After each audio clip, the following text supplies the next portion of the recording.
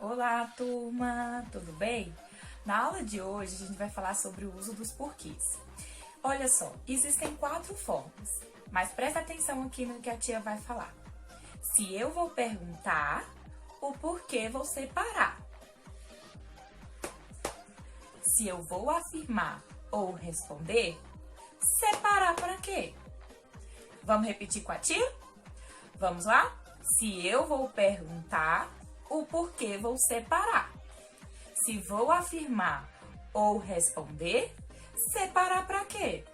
Olha só, então com isso a gente já viu que quando a gente for usar porquê separado, será todas as vezes que a gente tiver o quê? Uma pergunta. Então, olha só, existem 2 formas de se usar o porquê. Porquê com acento ou porquê sem acento, tá? Olha só, quando é que eu vou usar esse porquê aqui sem acento, tia? Esse porquê sem acento será usado no início das perguntas ou no meio, tá certo? Olha só, por que você fez isso? Não vamos nos esquecer, ó, do nosso pontinho de interrogação. Isso mesmo. Agora, se nós formos utilizar o porquê no final da frase, ou se ela tiver uma pergunta em que só tiver escrito a palavra porquê, somente ela, nós estaremos usando com o acento circunflexo, tá certo? E não vamos nos esquecer do ponto de interrogação, tá certo? Então, se a gente usar separado o porquê, é por quê? Porque nós estamos fazendo uma pergunta. Muito bem. Agora, nós vamos então para os porquês juntos. Olha só, tem porquê com acento e porquê sem acento. Se vou perguntar, o porquê vou separar. Se vou afirmar e responder, separar para quê? Tá certo? Então, vamos analisar então quando é que a gente vai usar essas 2 formas de porquê, tá certo? Então, olha só, agora nós temos porquê e porquê com acento. Quando é que eu vou usar, tia? Quando nós quisermos utilizar para dar alguma resposta, para fazer esse uso desse porquê aqui, nós vamos utilizar ele geralmente no início, no meio das frases, é esse porquê aqui, ó, sem acento. Agora, quando nós quisermos utilizar para explicar algum motivo, alguma razão, a gente vai colocar, ó, esse acento aqui. Por exemplo, a professora estava brava, mas ninguém sabia o porquê. Tá vendo que a gente está explicando? Então, vai ser esse porquê aqui, ó, com acento. Tá vendo que a tia tá explicando para vocês? Existem essas 4 formas e que a gente pode utilizar apenas analisando a forma que ela tá escrita. Se é para perguntar, o porquê a gente vai separar. Se é para afirmar ou responder, separar para quê? Então, é essas 2 formas, tá certo? Não vamos nos esquecer, ó, do pontinho de interrogação.